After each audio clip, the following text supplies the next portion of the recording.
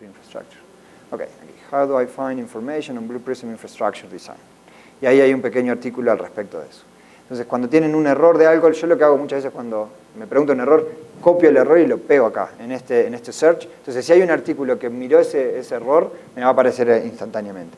Y esto es a través de, de las tres competencias, de las tres áreas, ¿no? Tanto Room Architect como Technical como Development. Eso es los artículos. Y después, el foro está aquí donde dice Community. Hay aquí una opción que es Forums. Y este Forum tiene un search. Bueno, pueden navegar y ver como cualquier foro, ¿no? Distintas áreas, distintas secciones por tema. O pueden simplemente navegar todos los artículos, lo cual es mucho. Pero normalmente lo que van a hacer es van a venir aquí al search y nuevamente poner algo aquí que esté relacionado con, por ejemplo, no sé, ahí se ve que busqué alguna vez este error, no me acuerdo qué era. Pueden filtrarlo por foro, por tema, o simplemente pueden poner apply y buscar todos los artículos que tengan que ver con algo que haya aparecido ahí, ¿no? Acá apareció algo, ¿no? Cuando busqué por me apareció que había un artículo justo con ese error. Entonces allí hay muchos ingenieros de Blue Prism que están, no constantemente, pero con suficiente frecuencia, chequeando las entradas en el foro que no han sido contestadas, o muchos otros participantes, usuarios del foro, pueden también ir y poner allí su respuesta y eso ayuda enormemente. Muchas veces yo como que en mi cabeza cuando me hacen una pregunta tengo, bueno, primero a ver si sé la respuesta, si no sé la respuesta trato de buscar alguno de los documentos dependiendo del tema que es, y si no voy y busco en ese search box que buscamos anteriormente de artículos y si no busco en el foro. O sea que tenemos varias herramientas o varios orígenes de datos en los cuales podemos buscar información relacionada con, bueno, cualquiera sea el tema que nos ocupa en este momento, ¿no? Así que bueno, eso con respecto a... Estaba hablando del Technical Architect. El Technical Architect, el área de Technical Architect es la que más entradas tiene, porque muchas veces, como bien saben, la diversidad de los ambientes no es infinita, pero es virtualmente infinita, ¿no? ¿Cuántas diferentes de Windows? ¿Cuántas diferentes aplicaciones hay? ¿Cuántas diferentes versiones de las aplicaciones? ¿Cuántas diferentes seteos de seguridad hay en una red para la comunicación entre las diferentes componentes? Etcétera, etcétera. Muchísimos. Entonces, muchas veces las precondiciones que están previstas para ciertos componentes no se cumplen. Pero las que no se cumplen pueden ser tan variadas que, bueno, pueden ser muchas. Entonces, puede haber que a alguien le haya pasado y darse cuenta que es o no.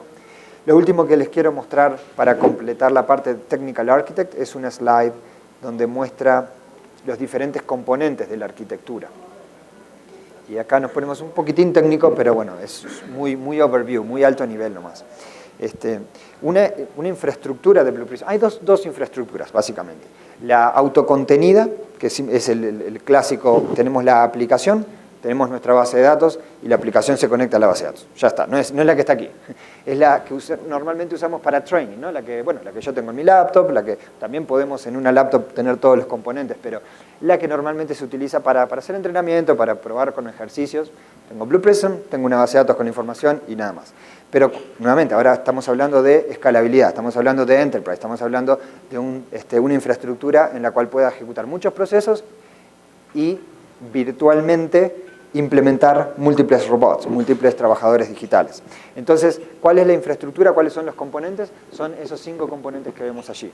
Los voy a empezar a explicar de derecha para izquierda, y que es, bueno, el componente más de la derecha es el Database Server. Puede ser, tiene que ser SQL, o sea, nuestra tecnología está hecha en .NET, en Microsoft.NET. Desde el punto de vista de la aplicación necesitamos .NET Framework 4.7 o más. Desde el punto de vista de la base de datos precisamos Microsoft SQL. La lista de las versiones, bueno, está en el documento de infraestructura que ahora voy a mencionar, pero básicamente es del 2012 para adelante, cualquier versión de Microsoft SQL funciona. Normalmente, como para cualquier aplicación, esto no es específico de RPA, si se tiene un servidor de base de datos dedicado, tiene beneficios, que es, bueno, es todo para mí, no va a haber otra aplicación que potencialmente me esté taladrando la base de datos y me baje la performance y me afecte la performance. Pero nada evita que si ya tienen un centro de base de datos, no sé, con replicación, con alta eficiencia, con el mejor hardware disponible y todo, puedan tener simplemente una base de datos en ese servidor de base de datos y el servidor de base de datos sea compartido. Totalmente posible, ningún problema. Ahora, si uno quiere hacerlo nuevamente más seguro y más escalable, es recomendable tener un servidor de base de datos dedicado por la sencilla razón de que sacan de la ecuación el potencial de que otra aplicación que esté corriendo en ese servidor pueda afectar la performance. Es la única razón. Blue Prism no está instalado en la base de datos, es solamente la base de datos como tal. La base de datos guarda, por supuesto, la definición de los procesos, pero lo más grande, lo que lleva más volumen, es todo el log, todo lo que se guarda como historial de la ejecución de los procesos. También como una buena práctica, que es más la vamos a ver ahora después cuando veamos la parte de desarrollo, es no loguear absolutamente todo. Al principio sí, porque uno está haciendo el proceso, lo está testeando, quiero loguear cada simple cosa, porque si algo falla quiero entender exactamente qué fue lo último que pasó.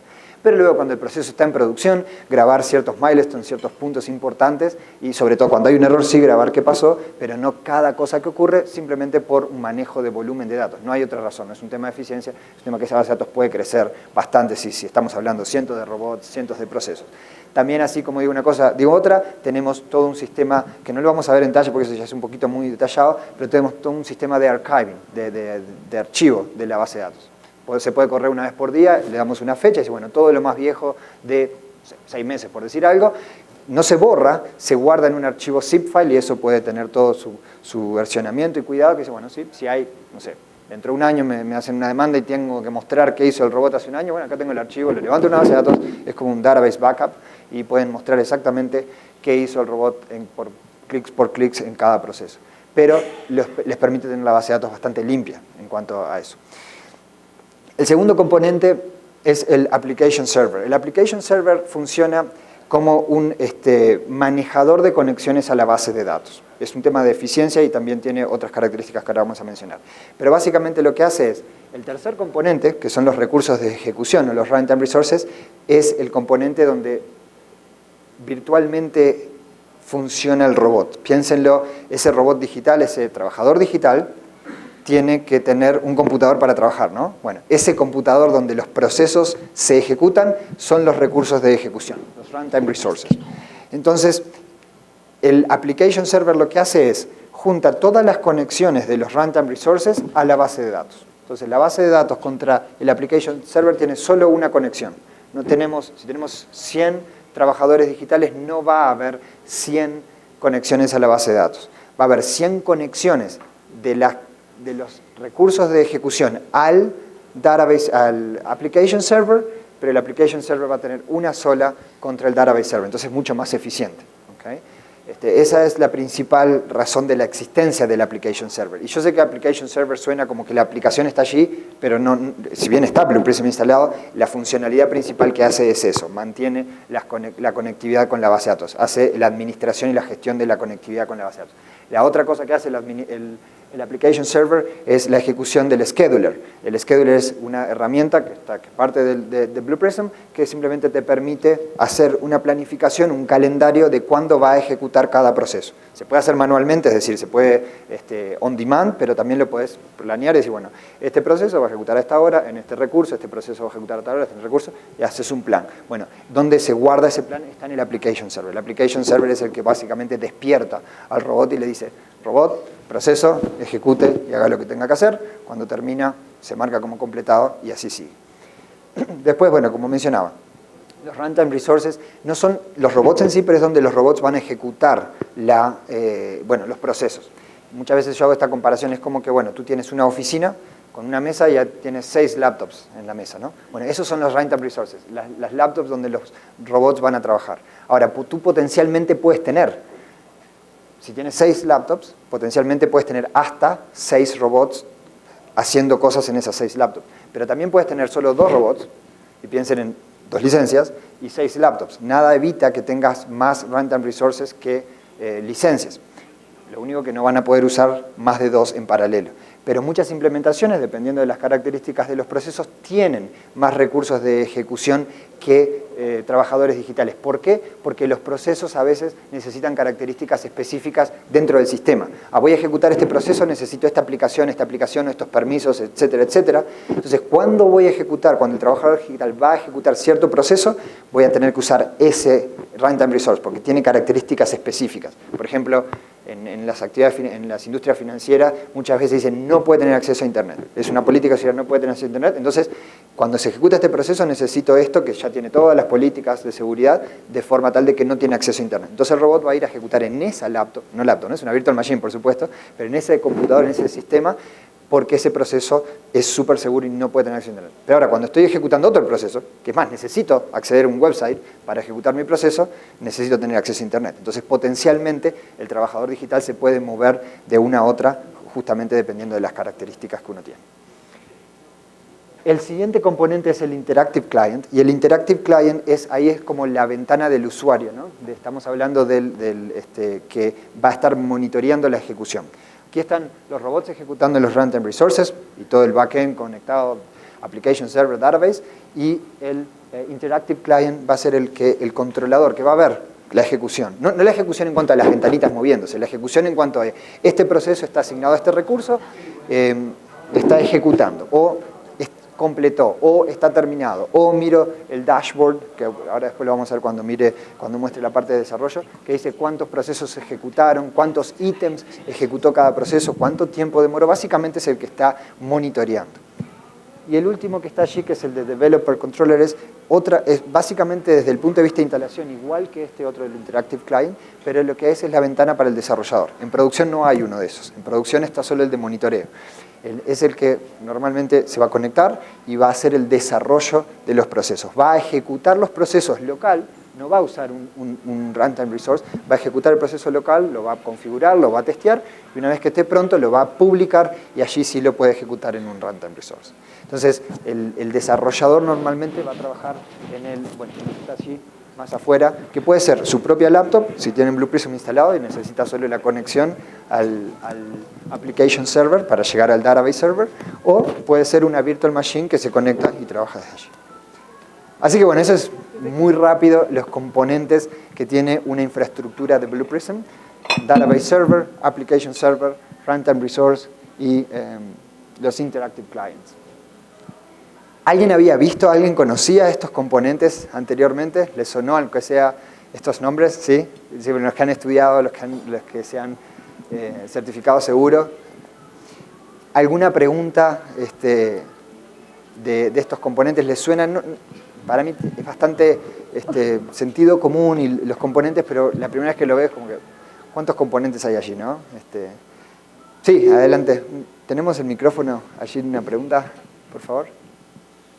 Así, gracias.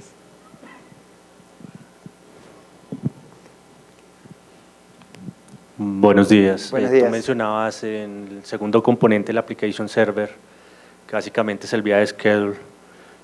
Si tú no lo tienes digamos, estás haciendo una demo o la versión demo cumple con esa funcionalidad o es un componente aparte. Ok, es una buena pregunta. Para hacer una demo definitivamente podemos utilizar esa otra infraestructura que mencionaba, que es Blue Prism conectado con la base de datos directo, y no tenemos el application server. Pero podemos tener el application server también en un solo componente. El application server, desde el punto de vista técnico, es un servicio de Windows. Es un servicio que está corriendo, escuchando en un puerto y escuchando conexiones de los runtime resources. O, bueno, potencialmente un Interactive Client. Te conectas a la application. Básicamente, cuando tú te conectas desde un cliente de Blue Prism, tú le dices, me estoy conectando a un application server, porque le dices básicamente la IP y el puerto, o me estoy conectando a una base de datos. Es un combo que seleccionas la opción. Si me conecto a la base de datos, estamos en la básica, de aplicación base de datos conectado. Si hay un application server de por medio, le dices cuál es el application server. Y potencialmente puedes tener todo en la misma computadora. Puedes tener la base de datos, puedes tener el servicio corriendo de Application Server y levantas el Interactive Client y le dices, conectate con este Application Server, que dicho sea paso soy yo mismo, y este servicio está conectado a la base de datos. O sea, puedes tener los tres en uno en una sola máquina. No tendría mucho sentido más que para demostración o una demo, ¿no? Porque no tiene sentido tener todo junto. Pero para una demo es totalmente factible. Si lo que quieres demostrar son todos los componentes, se puede hacer, sí. ¿Okay? Y ya de paso, ahí tenemos la pregunta, así. Y después tenemos otra ya. Dentro de ese esquema que tú nos muestras y mencionas, existen puertos de comunicación. Correcto. A nivel de seguridad, ¿qué puertos los runtime resource se comunican con la application server? Es decir, si yo tengo 3 ejecuciones instantáneas, ¿desde qué puertos, tanto de entrada como de salida, se están comunicando? Y si hay un nivel de seguridad a través de un firewall de capas, ¿cómo interactúa? ¿O tiene que ser exclusivo? Lo digo por experiencia propia. Dentro de mi organización no existe un firewall, no lo permite, pero la comunicación es desde la misma capa y desde el mismo segmento. ¿Se podría aplicar en segmentos diferentes? Sí. La respuesta es sí se puede. La respuesta, dos cosas. Preguntaste qué puertos. Por defecto es el 8199, pero es configurable. Si tu política de seguridad dice, no, estos son los que puedo abrir, simplemente se configura en la instalación cuál es el puerto de entrada y de salida, tanto de los runtime resources como del application server. En la instalación del application server tú le dices en qué puerto va a estar escuchando el servicio. Es más, potencialmente puedes tener múltiples servicios de application server corriendo en la misma máquina virtual, simplemente que levantas un servicio con el puerto 8199, otro con el 8198. En la guía de infraestructura hay muchos más detalles de esto. Es más, ahora puedo poner otra figura donde muestra los puertos. Y la otra pregunta que tú me hacías es con respecto a la seguridad. La conectividad, también hay muchas opciones donde pueden utilizar inclusive certificados digitales para autenticar punto a punto los dos extremos de la comunicación. O sea que hay una enorme cantidad de opciones de seguridad de comunicación entre cada uno de ellos, incluyendo certificados digitales. ¿Eso responde a tu pregunta? ¿Más o menos? Sí. Lo que digo es en cuanto a la configuración de esos puertos, sí. Es decir, tú mencionas que puedo tener 2 servicios o más de 2 servicios en la application server para la comunicación. Potencialmente, sí, digamos, no para producción, ¿no?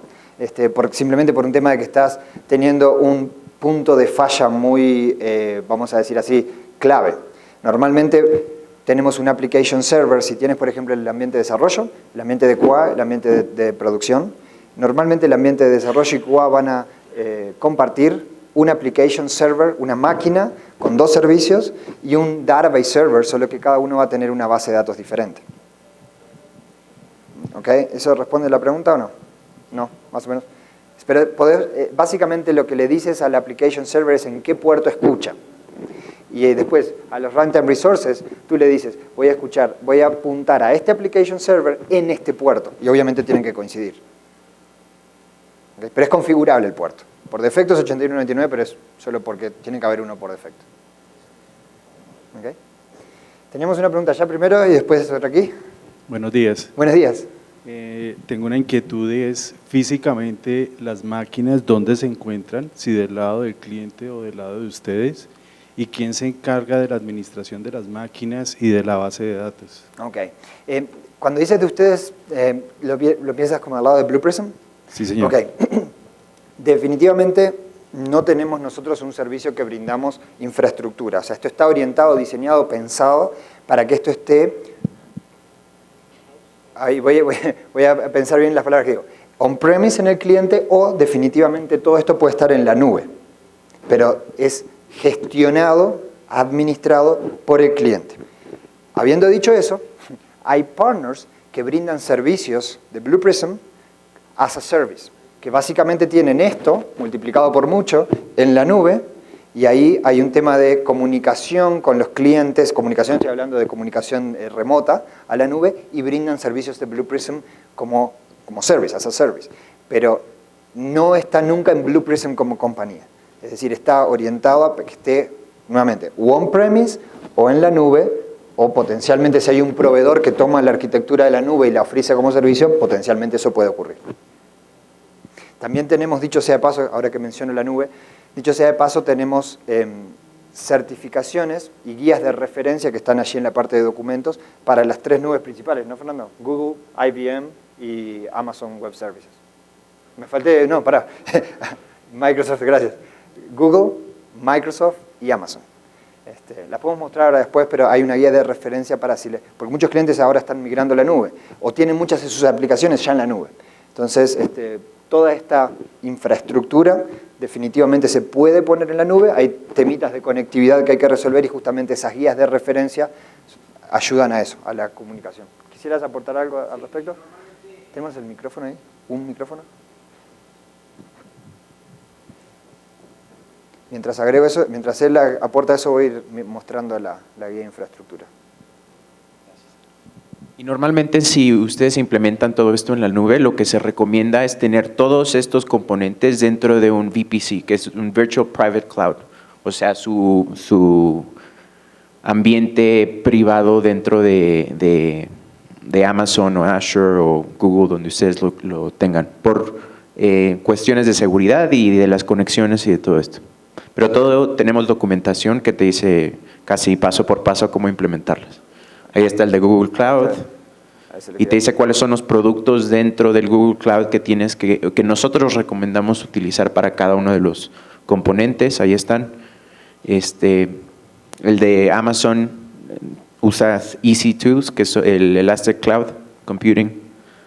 A ver si lo encuentro el de Amazon rapidito también. Y bueno, hay todas las más importantes. Eso responde a tu pregunta con respecto a cómo está orientado. Ok, o sea que se puede hacer on-premise, se puede hacer en la nube, o se puede usar, aquí está la de Amazon Amazon Web Services, y nuevamente, como pueden ver, está en el portal, y a medida que vayamos certificando o generando más documentación, va a ir apareciendo en el portal también. ¿Okay? ¿Teníamos otra pregunta por allí? Sí. Okay. ¿Por qué no se recomienda que los trabajadores virtuales estén instalados en máquinas físicas? Ok. No se recomienda que estén instalados en máquinas físicas por dos razones principales. Puede haber muchas más, pero dos razones principales. Y la primera y más importante, es un tema de espacio físico y administración de máquinas físicas.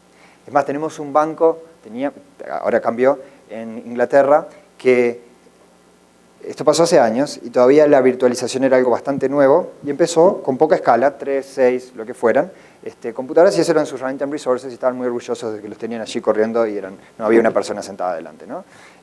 Cuando empezó a escalar, eso pasó de 3 a 6, a 9, a 12, a 15, a 50 y tenían una habitación literalmente con 50 computadores ejecutando con, no sé, 3, 4 aire acondicionados porque se empezó a levantar un calor impresionante porque no tenés el espacio que necesitas para que haya gente, o sea que los juntás más. Y un día un aire acondicionado falló, los otros se recalentaron y fue una reacción en cadena. Fallaron todos. Lo que hubo que hacer obviamente es apagar todas las computadoras porque en ese momento el problema que tenías era un riesgo de incendio.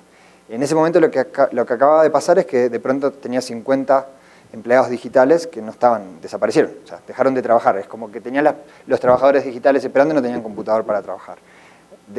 Si bien le habíamos recomendado 1000 veces que lo virtualizaran, llegó a tener ese problema. Tuvieron que llegar de ese problema para entender, claro, ok, ahora entiendo que realmente esto es un riesgo enorme.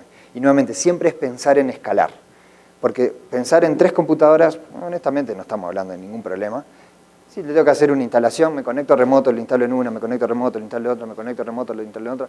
50, todas las herramientas de manejo de ambientes virtuales tienen herramientas, valga la redundancia, o tools así, funcionalidades para, por ejemplo, hacer un despliegue masivo de algo. ¿No?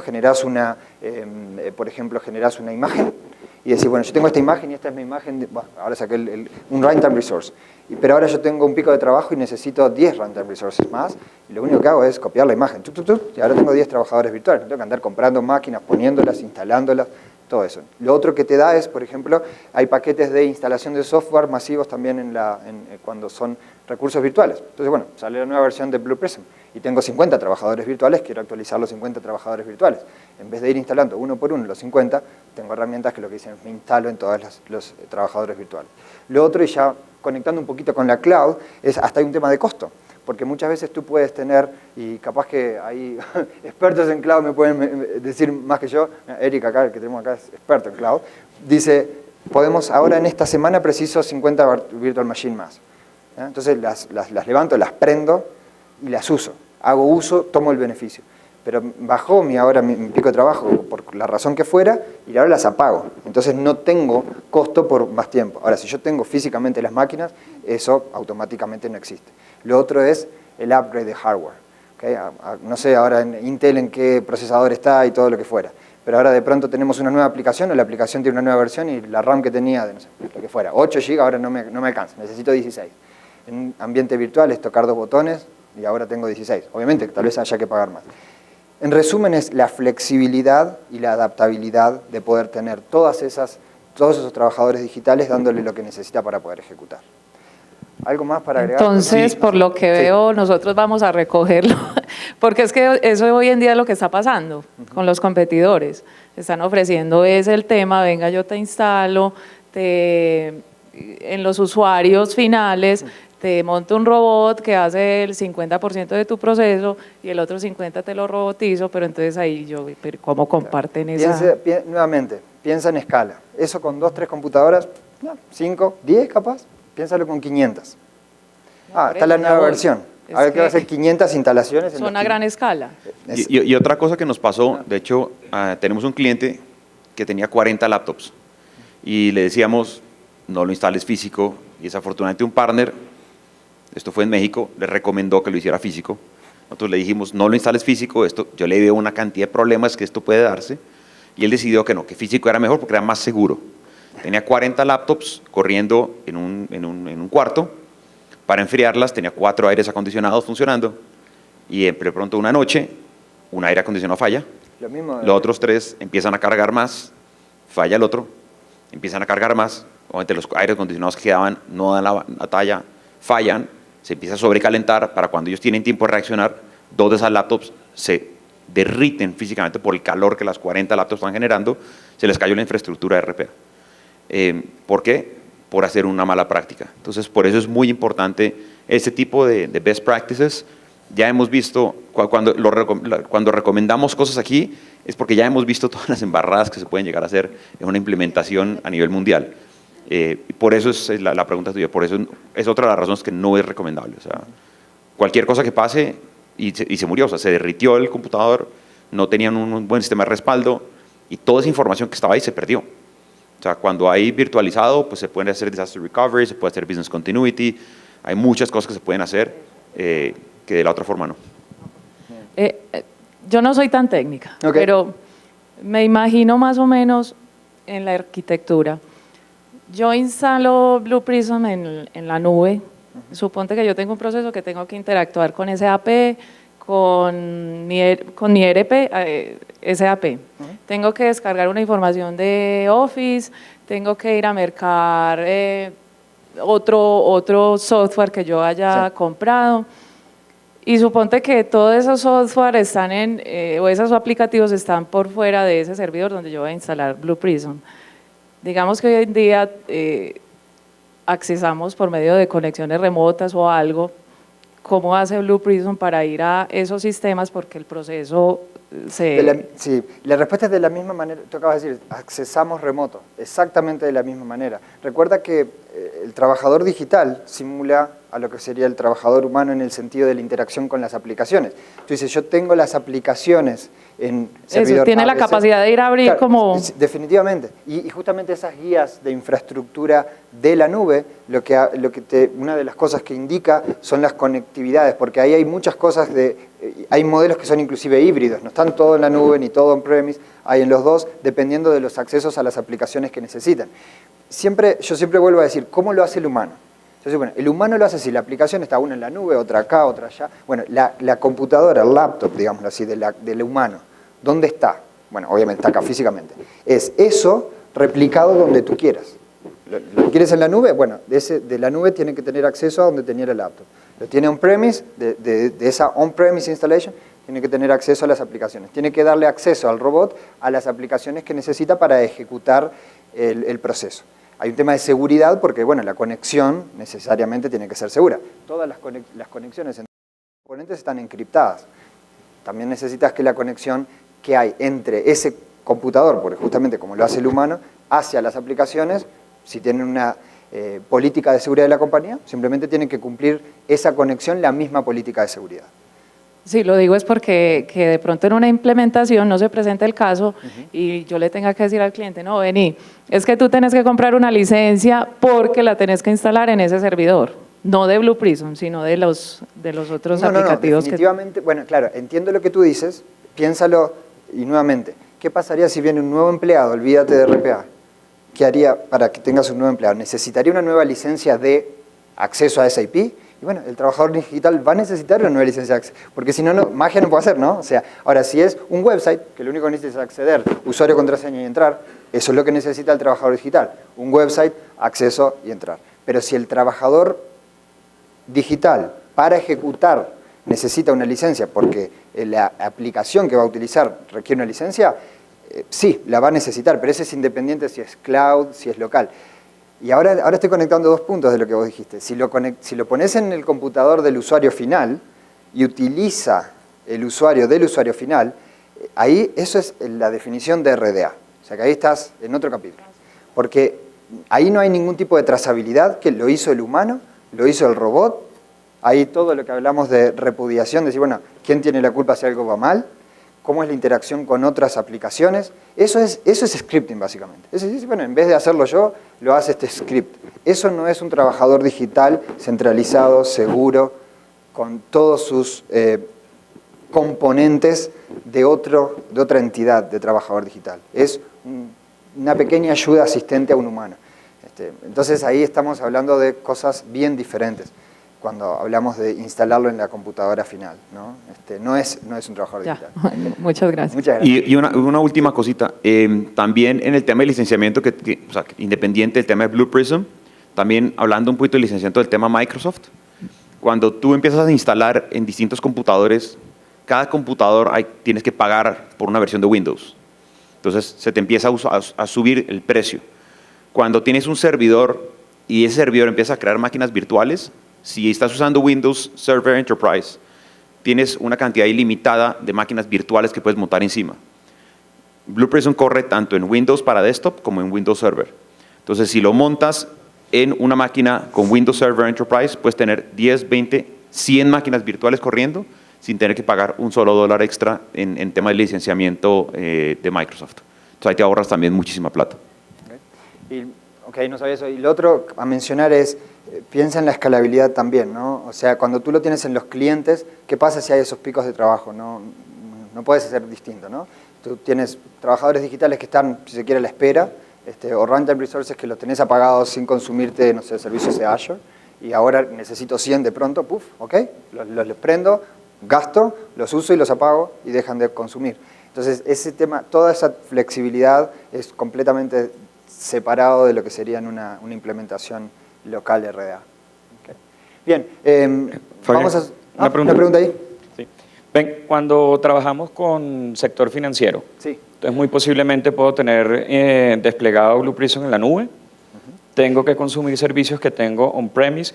¿Cómo manejamos el tema ahí de la latencia y todo el tema de sesiones seguras y todo eso para que no haya cierres o haya timeouts o el tema del jitter o la VPN o por donde esté llegando? O sea, ¿cómo lo han manejado en todos esos casos de éxitos que han mostrado este tema de seguridad, latencia e integración nube contra servicios que corren on-prem? Bueno, muy buena pregunta, porque eso ha ocurrido múltiples veces, especialmente en el área financiera. Hay compañías financieras que no permiten tenerlo en la nube por temas de seguridad. Dicen, no importa que me digas todos los certificados que quieras. Hay entidades financieras que sí lo permiten, dado un nivel de seguridad especificado. Y ahí ya empiezo a meterme en un terreno que no soy experto, pero dicen, bueno, no sé, 256 bits, certificación punto a punto, conexiones que básicamente describen cuál es el nivel de seguridad entre los dos componentes, y hay acuerdos que dicen, yo estoy de acuerdo en poner mi información en la nube, porque en definitiva los logs van y vienen, ya siempre y cuando esté esta conexión o este tubo con este nivel de seguridad.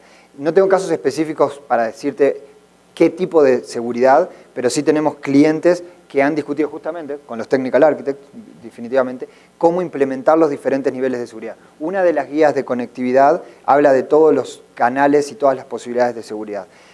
La respuesta básicamente es, depende de cada caso, qué está dispuesto el cliente, y en principio piénsalo y vuelvo a lo mismo. ¿Qué pasaría si yo le doy, yo, empleado nuevo de la compañía, me dice, te voy a dar tu computador, en vez de darte tu computador, una laptop, bueno, te voy a dar una laptop porque necesitas conectarte, pero vas a conectarte y vas a trabajar desde una máquina virtual que está en la nube. ¿qué características tendría que tener para que me lo permita hacer? Esa es desde el punto de vista de seguridad, ¿no? Esas tendrían que ser las mismas características para el trabajador digital. El hecho de que esté en la nube y la conexión con las aplicaciones. Ahora, con respecto a la latencia, ahora otro punto que dijiste. Con respecto a la latencia, en uno de los clientes que en Canadá, en Toronto, que tuvieron serios problemas de latencia, lo que terminaron hablando fue con el proveedor de la nube. O sea, no tiene nada que ver con Blue Prism. Decía, bueno, mirá, si yo, usuario humano, vengo acá y abro la aplicación, hago clic y pasa un segundo hasta que veo que el cursor empieza a flashear, o escribo algo y pasa un segundo hasta que se ven las letras, hay un tema de latencia y eso es infraestructura. Es una conexión de internet con suficiente ancho de banda y una, no sé, características de la nube conectado a, bueno, on-premise, que tenga el ancho de banda suficiente para poder funcionar. Y no es RPA en ese sentido. Lo que sí RPA puede hacer es, dentro del proceso, construir esperas activas en particular, que lo que hace es espero hasta tener los componentes cargados. Lo mismo que pasa cuando trabajas con aplicaciones web. O sea, tú puedes cargar una aplicación web, a veces la página te carga en 3 segundos y a veces está lento y te carga en 20 segundos. Bueno, no sé, 20 es un disparate, pero lo que sea. Entonces tú puedes hacer tu proceso para que tenga en cuenta esa latencia. Pero hay un tema de infraestructura por debajo que es un poco independiente de lo que es la implementación de RPA en sí mismo, es la conectividad entre los dos puntos. Fernando, ¿alguna cosa que quieras aportar al respecto de eso? Yo, las experiencias que he tenido siempre terminan siendo entre el provider y el cliente.